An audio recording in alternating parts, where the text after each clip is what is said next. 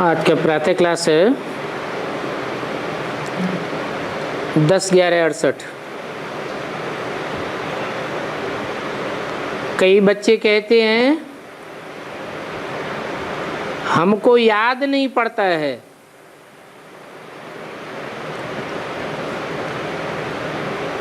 तो बाप कहते हैं और बैठकर बच्चों को समझाते हैं कि अपने घर को तो याद करो।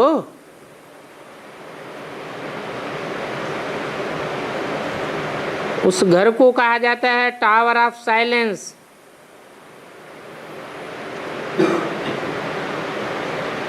टावर उसे कहा जाता है जो बहुत ऊंचा होता है।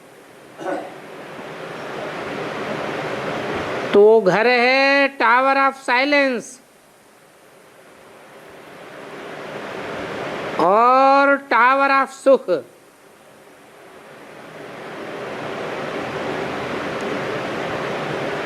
क्योंकि ऊंचते ऊंच को ही टावर कहा जाता है।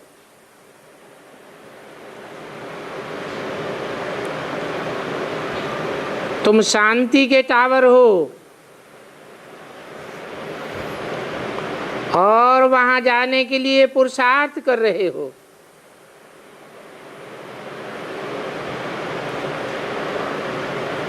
टावर में कैसे जाते हो? वो टावर में रहने वाला बाप बैठ शिक्षा देते हैं कि मुझे याद करो।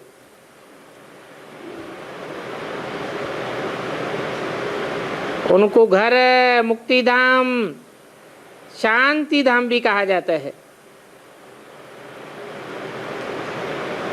ये बातें कोई भी जंगली जानवर नहीं जानते हैं।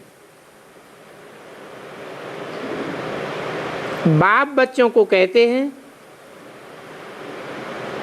समझाते हैं कि तुम अपने सुख धाम शांति धाम को याद करो। अगर नहीं याद कर सकते हो, वहां बुद्धि योग नहीं रखते हो, तो जैसे कि जंगली कांटे हो।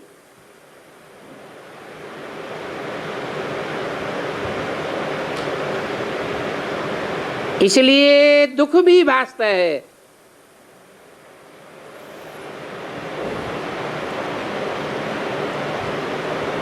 अगर समझे हम आत्मा शांति धाम के निवासी हैं, क्योंकि वो तो घर है ना। बाप का भी घर है और तुम घर के बच्चे हो। तो ऐसी ऐसी सहज बातें भी माया बुलाई देती है। हूबहू तुम जंगली होने के कारण अशांति दुख आदि सभी भासते रहते हैं। बाप कहते हैं बच्चे अपने घर को याद करो और राजाई को याद करो। और देखो ये अहम ऑब्जेक्ट तुम्हारे सामने खड़ी है। स्कूल में जो पढ़ते हैं तो पढ़ाने वाले भी याद रहते हैं और अहम ऑब्जेक्ट भी याद रहती है। तो तुम इतना भी याद नहीं कर सकते हो? शांति धाम सुख धाम को ही याद करते रहो। यहां तुमको ये आदत डाली जाती है कि चलते फिरते अपन को आत्मा समझो। आत्मा समझेंगे तो आत्मा का घर याद आवेगा।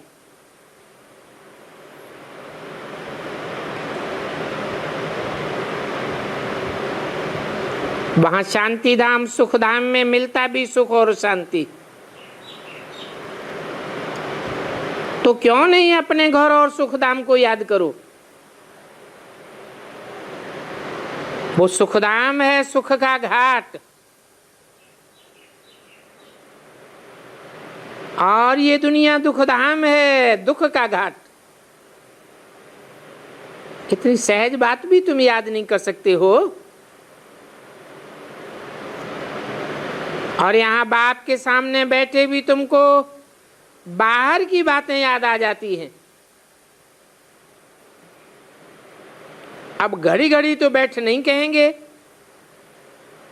कि सुखधाम शांति धाम को याद करो, और ये है तो वही गीता। गीता भी वही है, भगवान वाच भी वही है।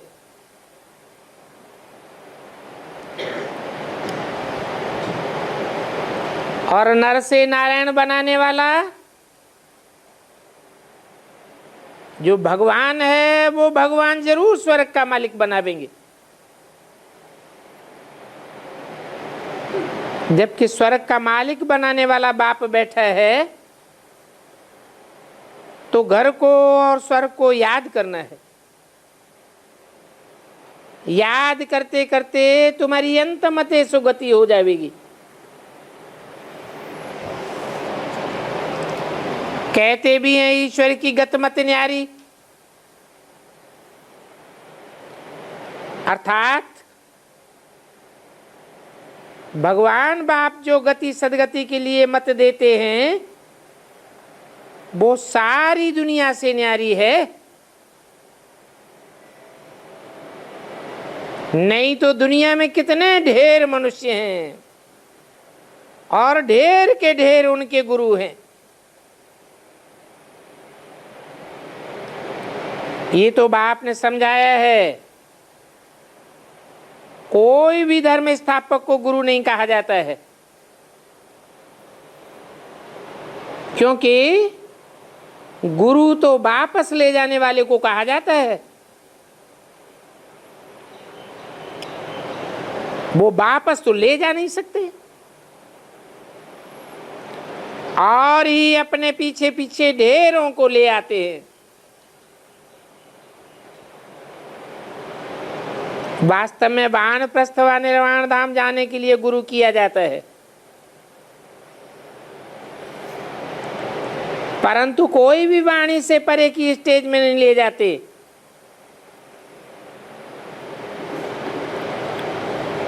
इसलिए उस दुनिया में वानप्रस्थी तो कोई है ही नहीं।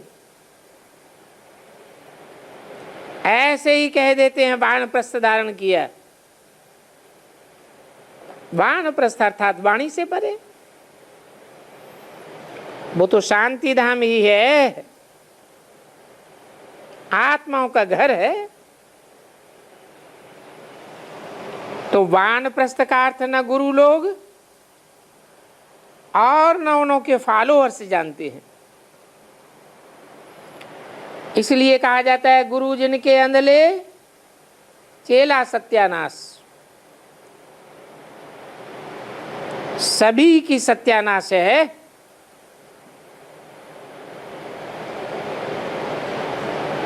क्योंकि भ्रष्ट इंद्रियों से भ्रष्ट आचरण करते रहते हैं। दिन प्रतिदिन बुद्धि भ्रष्ट होती जाती है।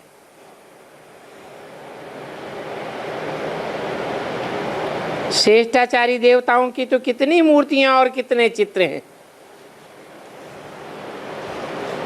वो चित्र लोप नहीं होते हैं, तो इन चित्रों से ही समझाया जाता है।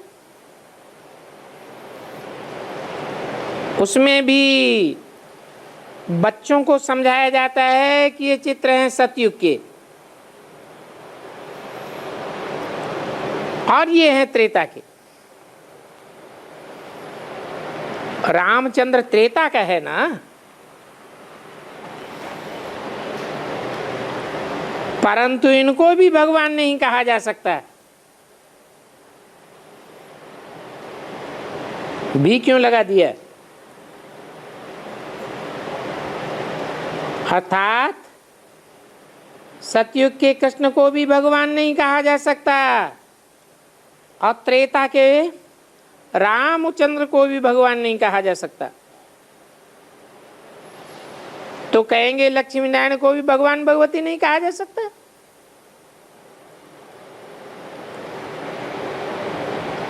गाया जाता है आदि सनातन देवी देवता धर्म।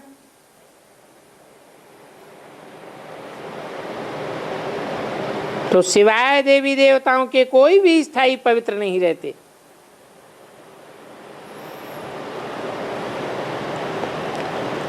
और तुम तो 21 जन्म स्थायी पवित्र रहते हो।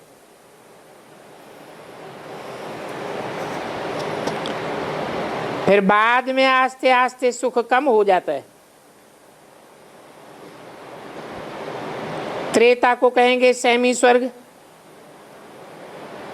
क्योंकि 2 कलाएं कम हो जाती हैं। तो अभी तुम बच्चों को बाप और षष्ठी चक्र का परिचय मिला है। वो परिचय देने वाले बाप को ही याद करना है। परंतु तुम्हारी बुद्धि पता नहीं कहां कहां चली जाती है। उस बाप को तो याद रखो ना। आस्तिक बन करके तो बैठो। बाप के और बाप की याद न करने वालों को नास्तिक कहा जाता है। क्योंकि न बाप को जानते हैं न बाप की रचना को जानते हैं।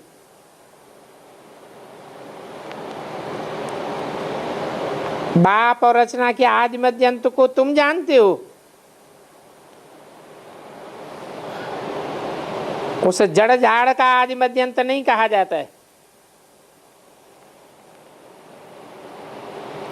उनका तो सिर्फ आदि और अंत होता है।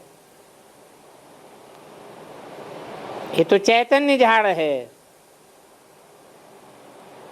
इस मनुष्य सृष्टि के चैतन्य झाड़ को तुम आदि मध्य अंत से जानते हो। मध्य में रावण का राज्य शुरू होता है, अर्थात कांटा बनना शुरू हो जाते हैं। तो सतयुग में जो फूलों का बगीचा है वो त्रेता के अंत में जंगल बनना शुरू हो जाता है। इस समय कलयुग में तो है जर्जरीभूत अवस्था, सभी तमो प्रधान हो गए। अभी फिर फूलों के बगीचे का कलम लगता है। अगर ये कलम न लगे तो फिर प्रलय हो जावे। परंतु लोग समझते हैं प्रलय अर्थात जलमयी। ऐसी कोई जलमयी तो होती नहीं है जो सारी दुनिया जल में डूब जावे। क्योंकि भारत तो फिर भी रह जाता है ना।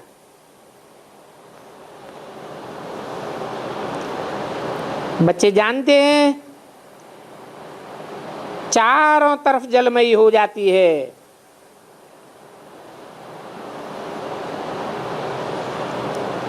बाकी एक भारत जाकर रहता है।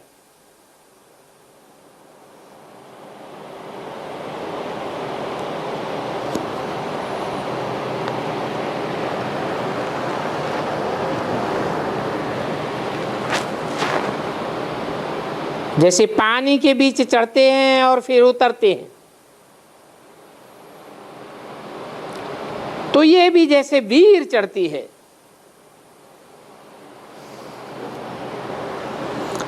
फिर जब खत्म हो जाता है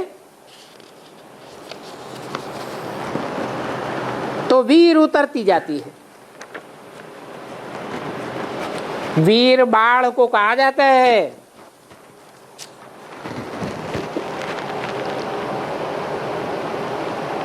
10 नवंबर 68 की वाणी का दूसरा पेज।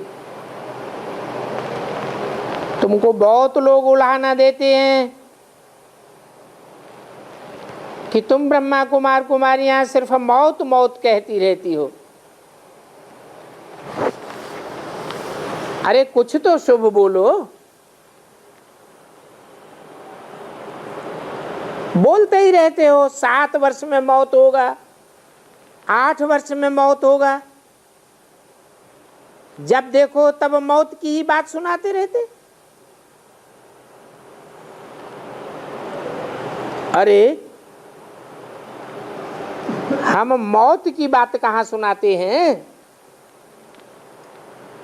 मौत से पहले तो स्थापना होगी ना। हम तो कहते हैं पवित्रता सुख शांति का राज्य स्थापन पहले होता है।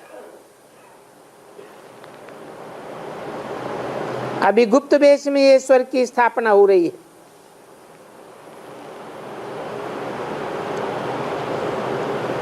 तो स्वर्ग में तो थोड़े होंगे ना, इतने ढेर मनुष्य जब वापस जावेंगे तब तो दुनिया में सुख शांति की स्थापना होगी।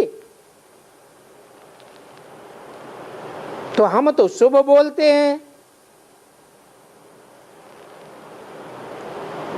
बाप कोई कहते हैं बाबा आओ हमको पवित्र बनाकर ले जाओ, तो तुम तो शुद्ध बोलते हो। दुख की दुनिया से हमको ले चलो, शांति धाम ले चलो, सुख धाम ले चलो, यानी ऐसा पवित्र दुनिया का विनाश करो।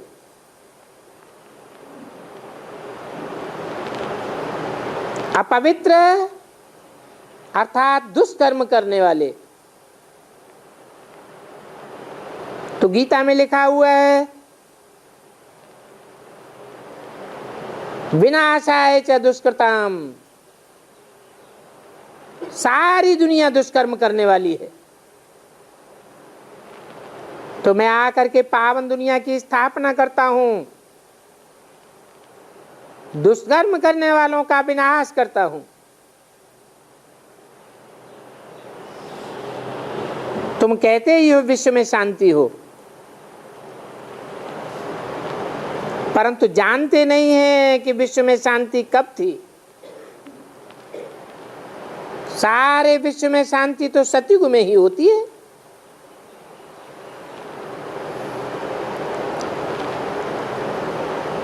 वहां शांति का विनाश नहीं होता। अभी तो विश्व में शांति स्थापन हो रही है, परंतु ये बातें जब तक तुम किसको पूरा समझाओगे नहीं तब तक समझ थोड़ा ही सकेंगे। बेचारे जानते नहीं हैं कि हम शांति शांति मांगते रहते हैं, परंतु ये नहीं जानते कि हम मौत मांगते हैं।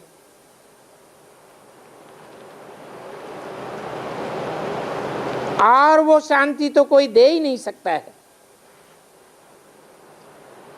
एक बाप ही है जिसको कालों का काल कहा जाता है। सभी को आकर के मौत दे देते हैं। तुम जानते हो कितनों को मौत देते हैं? सतयुग में तो बहुत थोड़े होते हैं, बाकी तो सभी का मौत। बुलाते भी हैं, ए पतित पावन आओ, पावन दुनिया में ले चलो। पावन दुनिया में ले जावेंगे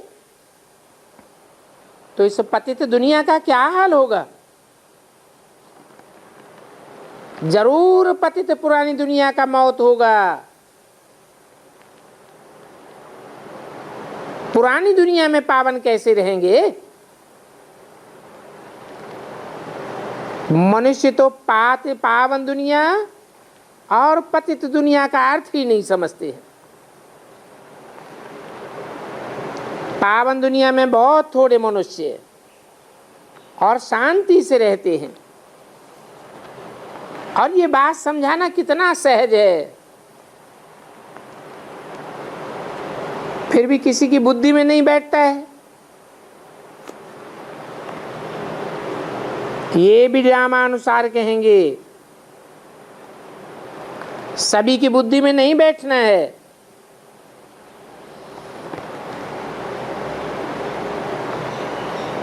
कदाचित नहीं बैठना है। तो कहा जाता है कुंभकर्ण की नींद में सोए पड़े हैं।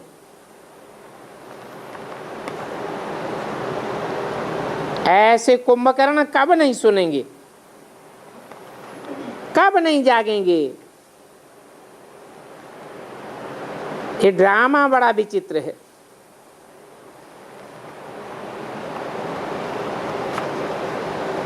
तो ये सारा चक्र तुम बच्चों की बुद्धि में फिरना चाहिए। और ये चक्र की नॉलेज बाप ही देते हैं, वो ही नॉलेजफुल है। वो एक ही है जो ज्ञान का सागर है। तुमको मालूम है सागर कितने होते हैं?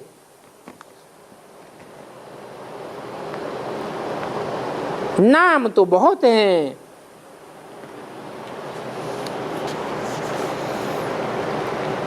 हर एक सागर के हिस्से का नाम अलग अलग रख दिया है।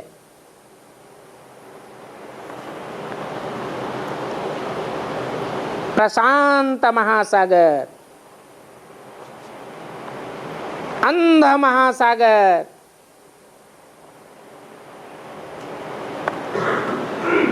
नाम रखा है। नाम किस आधार पर रखा जाता है? काम जड़ करेगा या पहले काम चैतन्य करेगा?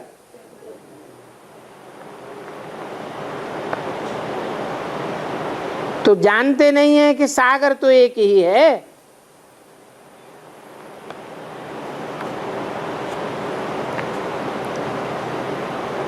फिर एक ही सागर के खंड खंड करके टुकड़ा टुकड़ा कर दिया। और ये धरती भी एक ही है।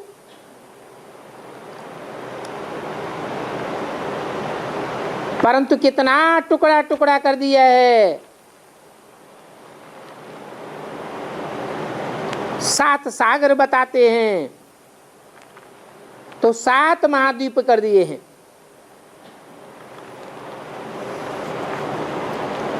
जब इन लक्ष्मी नारायण का राज्य था तो एक ही धरती थी, एक ही सागर था और सारा ही राज्य एक था। सारी धरती, सारा सागर, सारा आसमान तुम्हारा था। वह तुम्हारा ही राज्य होता है। शांति धाम में तो सभी जावेंगे, परंतु जीवन मुक्ति में जाना कोई मासी का घर नहीं है।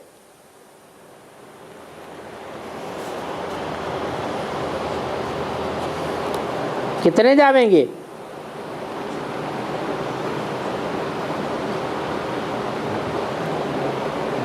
हम्म,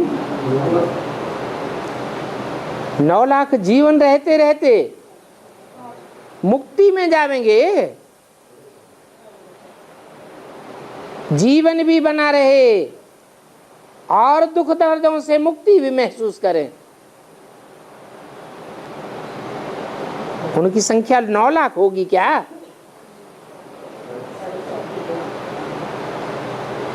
नौ लाख की जनसंख्या तो सतयुग में होती है।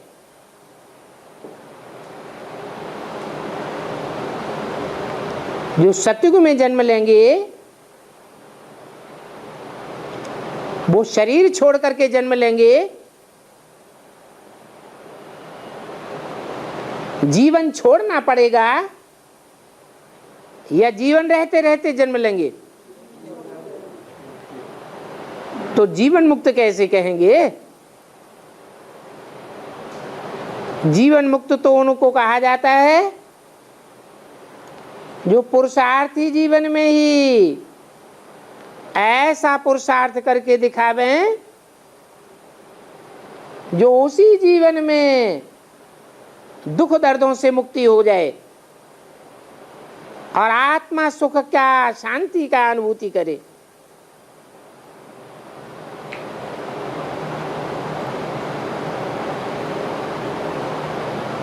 तो मुक्ति में जाना तो कॉमन बात है,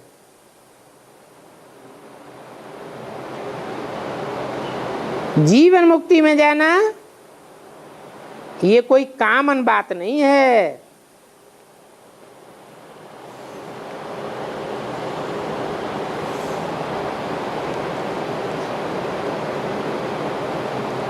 सुबह को घर तो जरूर लौटेंगे, बाकी नई दुनिया में सभी थोड़े ही आवेंगे, और नई दुनिया में ही तुम्हारा राज्य है।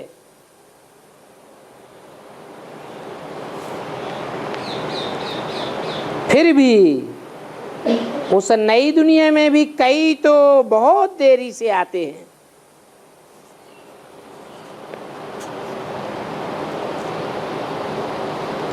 पुरानी दुनिया शुरू होने से थोड़ा पहले वो क्या हुआ?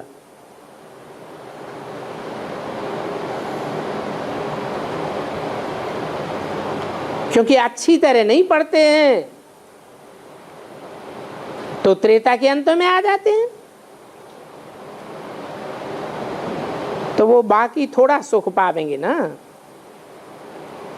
क्योंकि 16 कला संपन्न तो नहीं है ना। 14 कला वालों के भी पिछाड़ी में आते हैं, उनके सामने तो जैसे दुख की दुनिया ही देखने में आती है।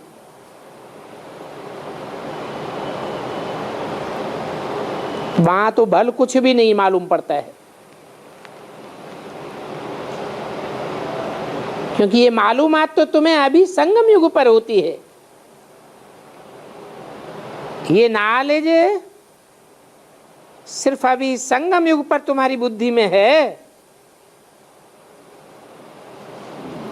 द्वापर से लेकर कलयुग तक पीछे पैसा कमाते कमाते इस समय तो देखो कितने पैसे हो गए हैं, कितने बड़े बड़े महल मानिया मल्टी स्टोरी बनाते ही रहते हैं। अब सतयुग में तो ऐसी मानिया नहीं होती हैं।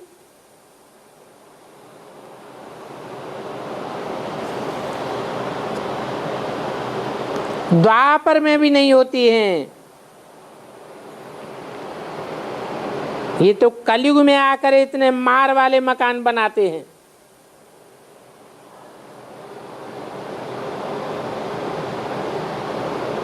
क्योंकि कलयुग में मनुष्य बहुत हो जाते हैं,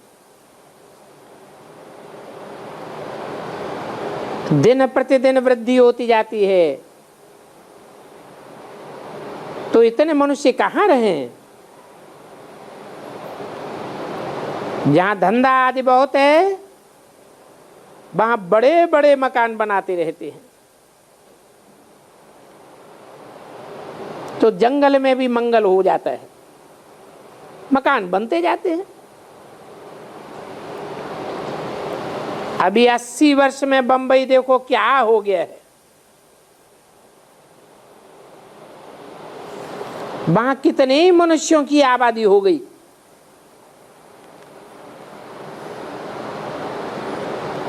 सागर को बैठ सुखा है।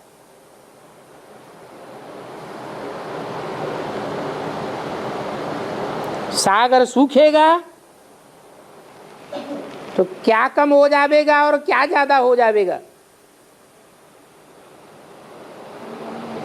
है पानी कम हो जाएगा और मिट्टी ज्यादा हो जाएगी। मिट्टी और कचरा डाल डाल करके सागर को सुखाई दिया। वेद की भाषा में मिट्टी क्या है? देह अभिमानी की मिट्टी है, भ्रष्टाचार का कचरा है, ज्ञान का जल सारा सूखता जाता है। भ्रष्टाचार बढ़ेगा तो ज्ञान घटेगा या बढ़ेगा?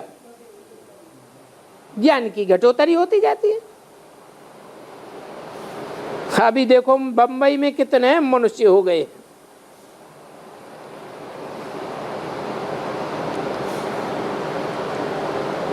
तो फिर सोचना चाहिए कि शुद्ध पानी कहां से आवेगा। कहेंगे समंदर से। कितना ढेर पानी खपता है।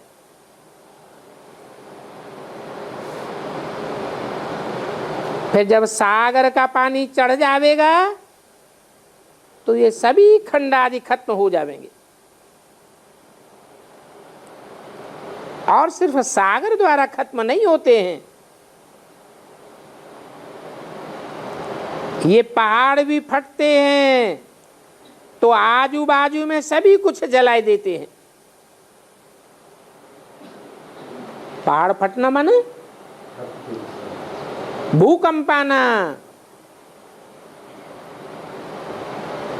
तो देखो कितना वंडर है। पहाड़ भी बड़े जोर से फटते हैं। कितनी आग निकलती है। ये सभी आपदाएं आने वाली हैं।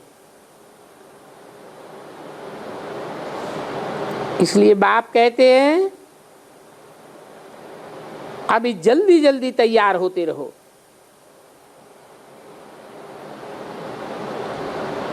विनाश के पहले तैयार होना है।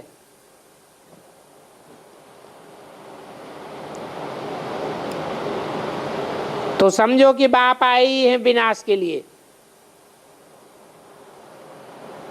जब देखेंगे पूरी आग लगी है तो फिर चले जाएंगे।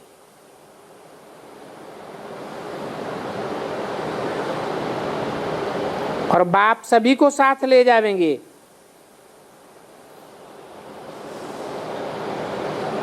ये होना भी जरूर है।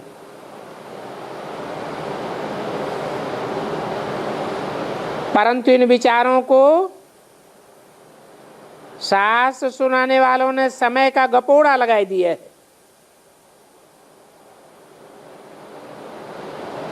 सृष्टि की आयु लाखों वर्ष लगाई दी है। तो बेचारे कुंभकर्ण नींद में सोए पड़े हैं। अभी तुम तो जानते हो ये वही गीता का एपिसोड है।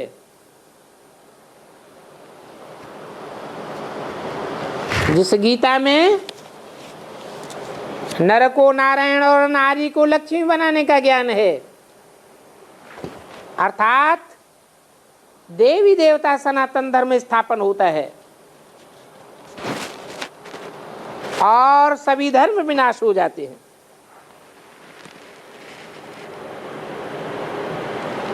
भगवान की गाई हुई तो एक ही गीता है।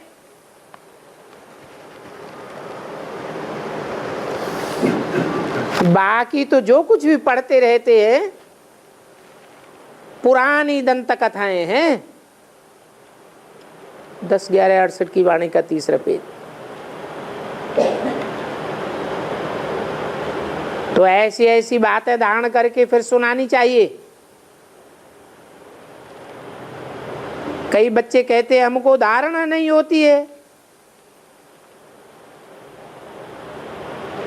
सो बाबा कहते हैं हम इसमें क्या करूं है? धारणा कब होगी और किनको होगी है?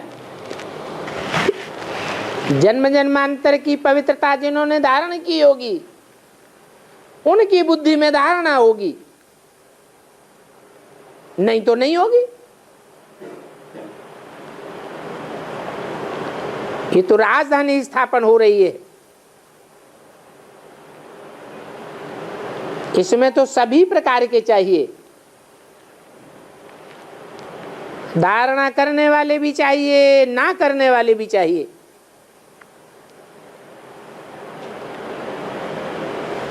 बाप में इतनी ताकत हो कृपा करने की, फिर तो सभी को ऊंच बना दे। परंतु नहीं,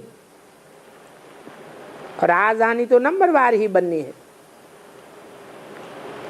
ये तो कोई भी समझेंगे शिव बाबा भगवान आए हैं तो भगवान जरूर नई दुनिया की सौगात ले आवेंगे। बाप जरूर नई दुनिया स्थापना अर्थ ही आवेंगे, और आवेंगे भी संगम युग पर, खास नई दुनिया की स्थापना करने। तो तुम बच्चों को बाप की पधरामणी का पैगाम जरूर देना है।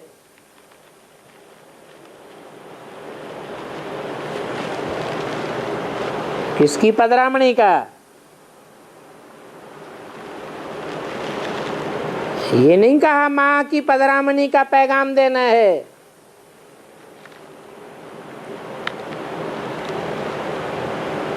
माँ से वर्षा नहीं मिलता है।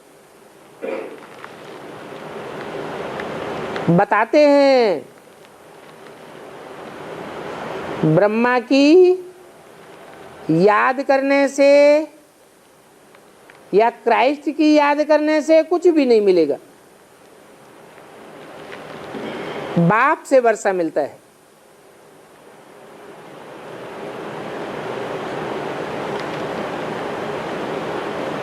परंतु जिनको निश्चय नहीं है, उनसे बल कितना भी माथा आदि मारो, वो कभी सुधरेंगी नहीं।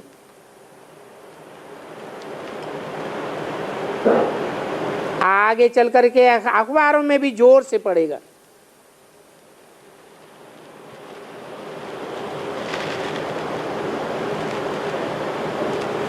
भगवान बाप आया है। जैसे अखबारों द्वारा नाम बदनाम हुआ है, फिर नाम वाला भी अखबारों द्वारा होगा।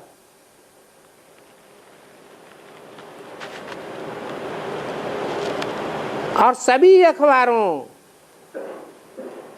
जो भी भाषाओं वाले हैं, सभी में तुम्हारा नाम निकलेगा।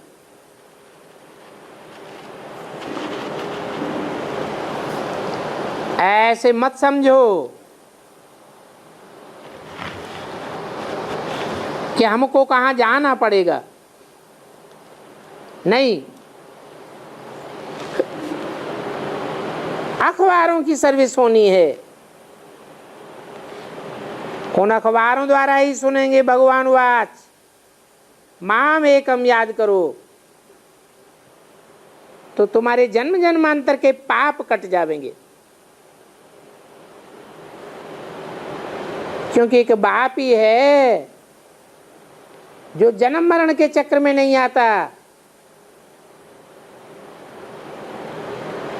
सदैव निष्पाप है। वो एक ही तुरीय आत्मा है जो इस सृष्टि पर आकर करण करावन हार का पार्ट बजाती है, तो भी उसका कोई पाप पुण्य नहीं बनता। तो ऐसे बाप को याद करेंगे तो तुम्हारे भी पाप कट जाएंगे।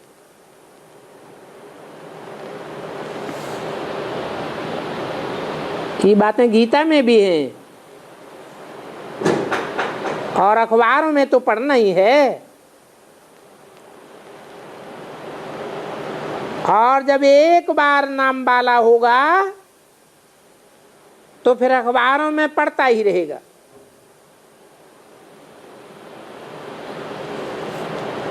जैसे कल पहले पढ़ा होगा वैसे ही पढ़ेगा। सारी दुनिया को मैसेज मिल जाएगा।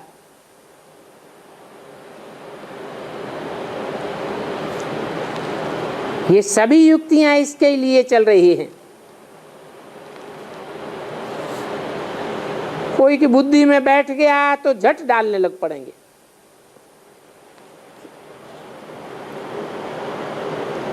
और सभी धर्म वालों को मालूम पड़ जाएगा। तब तो ये गायन होता है, अहो प्रभु तेरी लीला। बाप की याद तो सभी करते हैं ना, तो जरूर बाप की याद सभी को आवेगी।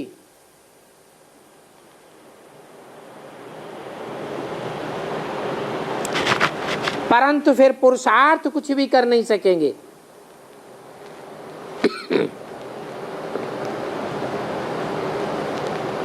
कहेंगे हो प्रभु तेरी लीला, लीला अर्थात खेल।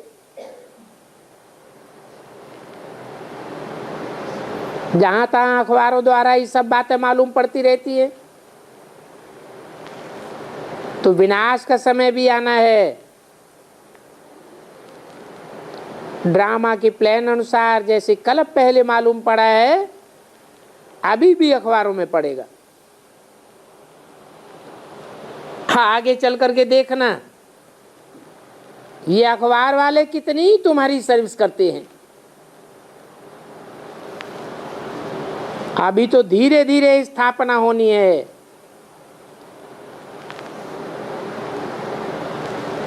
तो सिर्फ संगम युग को ही तुम बच्चे याद करो तो भी कल्याण है। संगम युग के बाद है सतयुग। सतयुग को कल्याणकारी युग नहीं कहेंगे, संगम युग है कल्याणकारी युग। ये संगम जिनको याद आवेगा तो उनको स्वर्ग भी याद पड़ेगा। इस संगम को याद करो तो भी बेड़ा पार है। बुद्धि में आवेगा हम नंबरवार विश्व के मालिक बनते हैं। और ये सभी ड्रामा में नूंद है। ये विनाश भी बड़ा अच्छा है। वो लोग तो बहुत डरते हैं, परंतु विनाश के बगैर विश्व में शांति स्थापन कैसे होगी?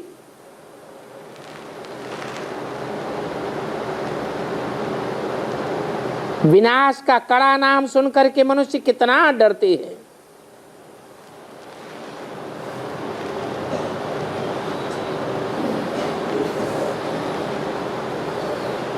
और तुम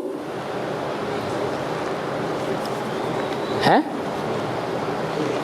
तुम डरते हो क्या? नहीं डरते। और ब्रह्मा बाबा हैं? उनको विनाश का साक्षात्कार हुआ तो उनका क्या हाल हुआ? वो रोने लग पड़े। तो तुम हो डायरेक्ट बाप के पढ़ाई पढ़ने वाले बच्चे। बाकी तो दुनिया में डायरेक्ट बाप से पढ़ाई नहीं पढ़ते हैं। तो उन्हें गुह्यते गुह्य राज का पता ही नहीं चलता है।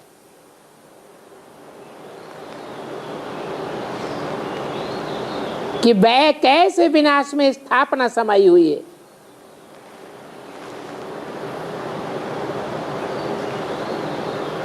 स्थापना में विनाश और विनाश में स्थापना।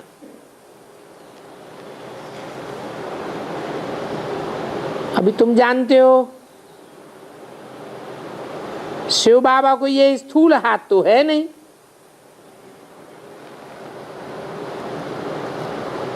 हाथ हेल्पर को कहा जाता है। ब्रह्मा की 1000 भुजाएं काम में आती हैं जो शास्त्रों में गाई हुई है। ब्रह्मा की 1000 भुजाएं।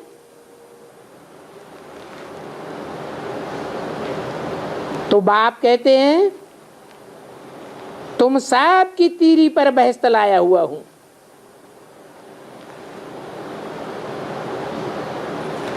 तुम भी समझते हो बाबा ने हमारे लिए सौगात तीरी पर लाई है।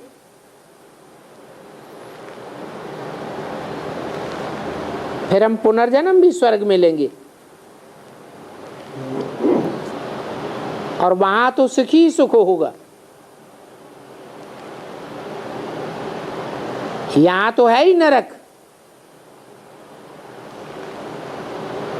तो नरक में जो मरते हैं वो पुनर्जन्म भी नरक में लेते हैं। ये क्या बात हुई?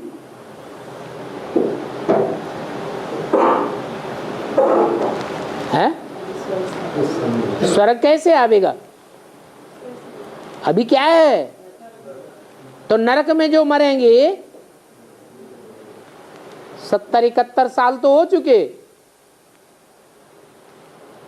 नरक में मरेंगे तो नरक में दुख की दुनिया में जन्म लेंगे, और स्वर्ग अभी है नहीं, तो स्वर्ग में मरेंगे कैसे? है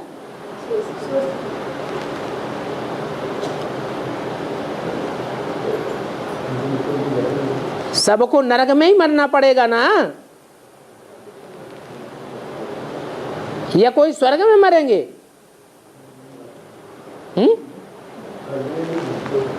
स्वर्ग में भी मरेंगे? है ही नहीं स्वर्ग, है नहीं। जब है ही नहीं तो मरेंगे कहां से स्वर्ग में? है स्वर्ग? हाँ, अपना वाइब्रेशन स्वर्गीय स्टेज का खुद ही बनाना पड़े। ज्ञान की इतनी पराकाष्ठा हो जाए, आत्मा पुरुषार्थ करते करते ऐसी ऊंची स्टेज को प्राप्त कर जाए कि जो भी हमारे वातावरण में, वायुमंडल में आवे, हमारे संसर्ग संपर्क में आवे, वो भी खुशी का अनुभव करे। तो हमारी दुनिया कैसी हो गई? नरक हो गई या स्वर्ग हो गई? स्वर्ग हो गई। अपने वाइब्रेशन का निर्माण हम खुद ही करते हैं।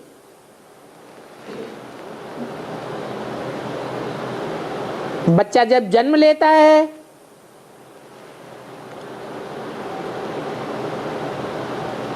तो जन्म लेने से पहले आत्मा को पिछला शरीर छोड़ना पड़ता है ना।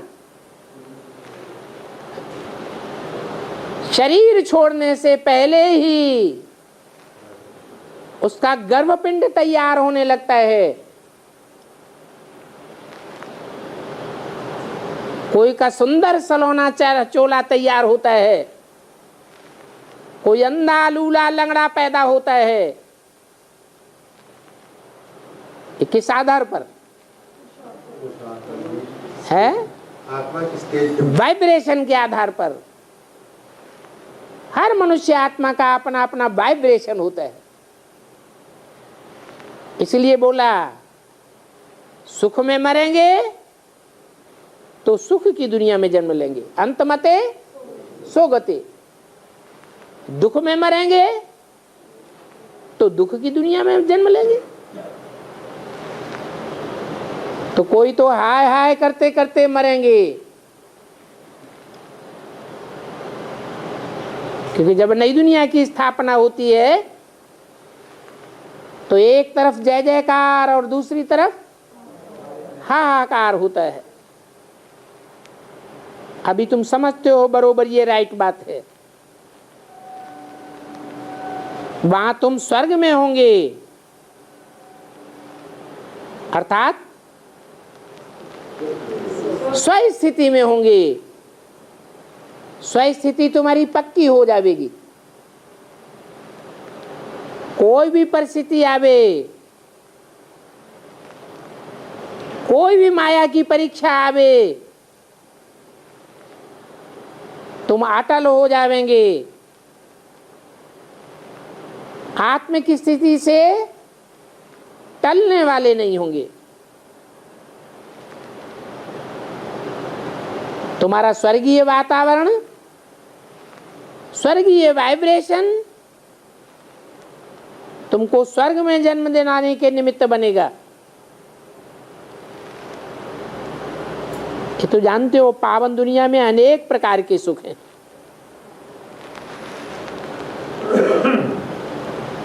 ऐसे सभी बेहद के सुखों की सौगात जो स्वर्ग में बच्चों को मिलती है, वो बाप ही लाते हैं।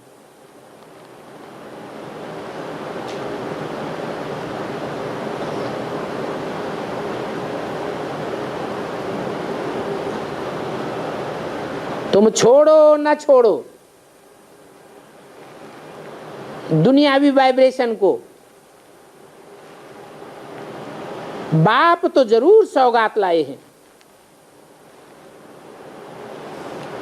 उनको तो आकर के पार्ट बजाना ही है। ये वंडरफुल बात है ना। इतनी छोटी सी आत्मा, उनमें सारा पार्ट नुदा हुआ है।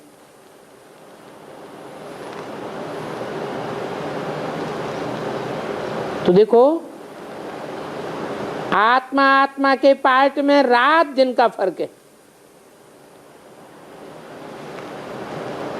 कहते भी हैं भ्रकुटी के बीच में चमकता है अजब सितारा। आत्मा को सितारा कहते हैं। ये शरीर तो रथ है।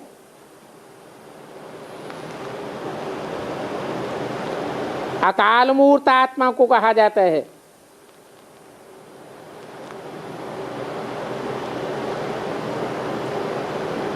जिसको अपनी मूर्ति अर्थात रथ भी होता है।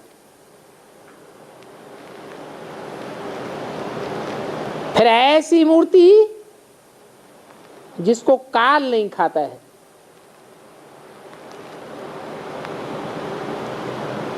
काल किसको खाता है? आत्मा को खाता है या शरीर को खाता है? शरीरों को काल खाता है। फिर अकाल मूर्ति किसको कहा जाए? ऐसी मूर्त जिसको काल खा न सके। बाप को अकाल मूर्त कहा जाता है। सदगुरु अकाल मूर्त। तो सदगुरु साकार है या निराकार है? सदगुरु तो साकार ही है, तो साकार मूर्त है।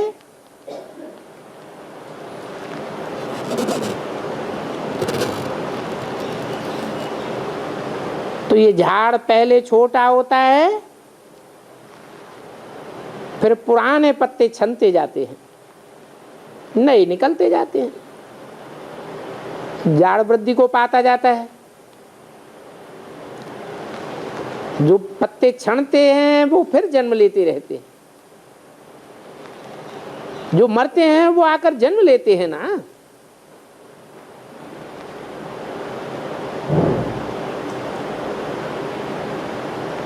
छनते छनते देखो झाड़ के अंत में आकर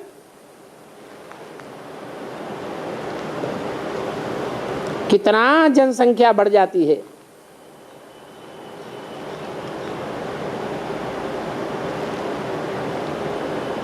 फिर देखो ऊपर में भी बाबा खड़ा हुआ है,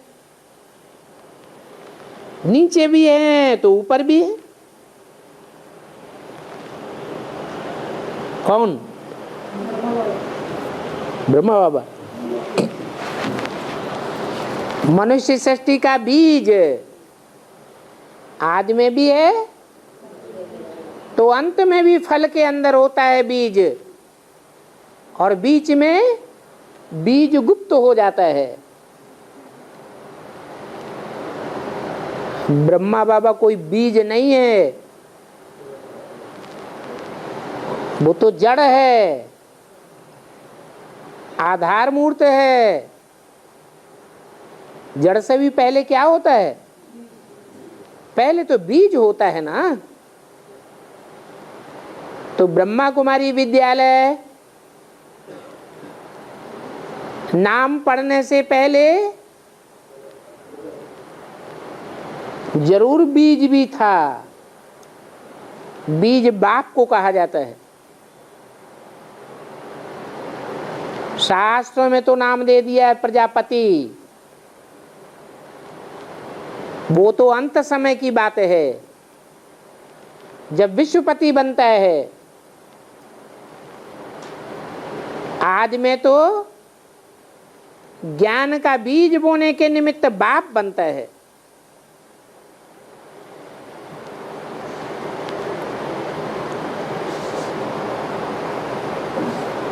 तो शुरू में है नारायण,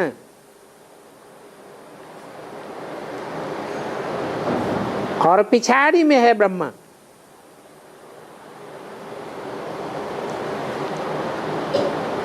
प्रजापिता ब्रह्मा कहा जाता है ना।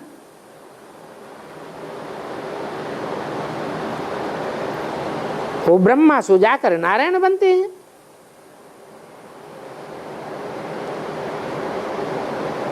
कौन सा ब्रह्मा? बीज रूप ब्रह्मा या आधार मूर्त ब्रह्मा? बीज रूप ब्रह्मा नर से नारायण बनते हैं।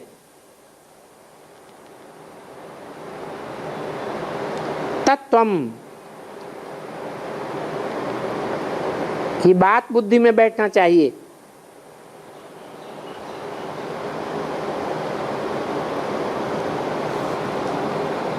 तो ब्रह्मा और नारायण दोनों का खेल है। वो है रात का ब्रह्मा और वो है दिन का नारायण। ब्रह्मा की रात तो ब्राह्मणों की क्या कहेंगे? है ब्राह्मणों की भी रात ही कहेंगे। नारायण का है दिन, तो ब्राह्मण भी क्या बन जाते हैं? है नारायण से दिन होता है, ब्रह्मा से रात होती है। ब्रह्मा की रात सो ब्राह्मणों की रात। ब्रह्मा सो विष्णु बनता है अर्थात नारायण बनता है, तो ब्राह्मण भी क्या बन जाते हैं? ब्राह्मण सो देवता बन जाते हैं। तो देवताओं का है दिन। अभी तुम हो संगम युगी। क्या कहा? नारायण में भी अंतर क्या है? वो है सतयुगी और तुम हो संगम युगी नारायण। कलयुग सो संगम युग, सोई फिर सतयुग बनना है। तो कितना अच्छा समझाते हैं। दिन और रात के बीच का है पुरुषोत्तम संगम युग।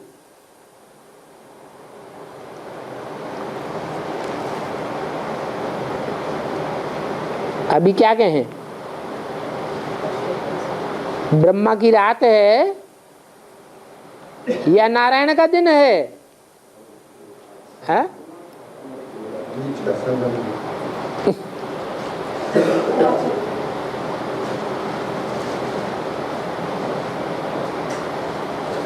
दिन है तो उसकी घड़ी भी होती है, सेकंड भी होता है, मिनट भी होता है। ब्रह्मा का दिन नहीं कहा जाता, ब्रह्मा की रात और नारायण का दिन। तो अभी क्या कहेंगे? कहेंगे रात ही है।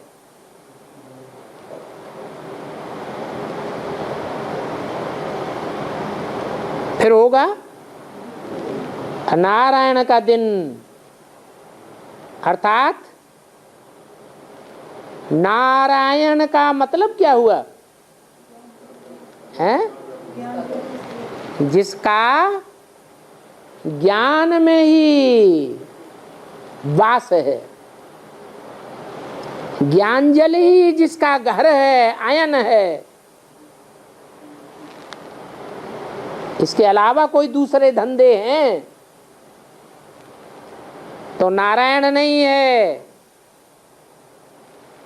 या तो नारायण है और या तो ब्रह्मा है या ब्राह्मण है। जो संपूर्ण ब्रह्मा सो संपूर्ण नारायण, संपूर्ण ब्राह्मण सो संपूर्ण देवता। अच्छा, मीठे मीठे सिकिल दे रूहानी बच्चों को रूहानी बाप दादा का याद प्यार। गुड मॉर्निंग, नमस्ते, ओम शांति।